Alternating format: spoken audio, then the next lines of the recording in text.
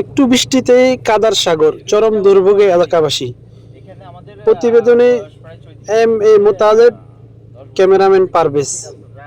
নোয়াখালীর সেনবাগ উপজেলার ৬ নং কাবিলপুর ইউনিয়নের ২ নং ওয়ার্ডের সেলিম চৌধুরীর বাড়ির থেকে পাটোয়ারি তালুক ও বকশী তালুক অভিমুখে দেওয়াজি পুকুর সংলগ্ন সড়কে বেহাল দশা এখন এলাকাবাসীর নিত্যদিনের দুর্ভোগের কারণ হয়ে দাঁড়িয়েছে। ভিডিওতে দেখা যায় সড়ক জুড়ে অসংখ্য খানাখন্দ ও কাদামাটির স্তূপ।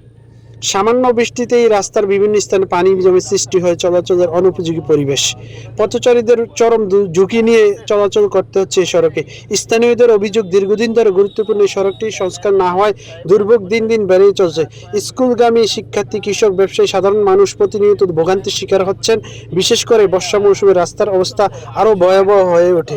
এলাকাবাসী জানান, জরুরি প্রয়োজনে রোগী হাসপাতালে নেওয়া কিংবা যানবাহন চলাচল করা খুবই কঠিন হয়ে পড়েছে। কাদামাটি ও ভাঙ্গাচোরা রাস্তার কারণে যে কোনো সময় ঘটার আশঙ্কা রয়েছে।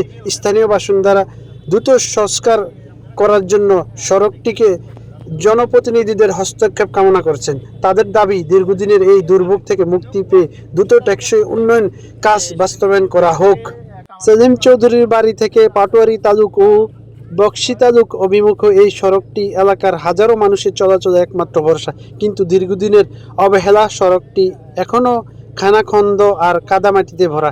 এলাকাবাসীর একটাই দাবি, দ্রুত সংস্কার করে দুর্ভোগ লাঘব করা হোক। আপনারা দেখছেন দৈনিক পুনর্জাগরণ BD24 নিউজ।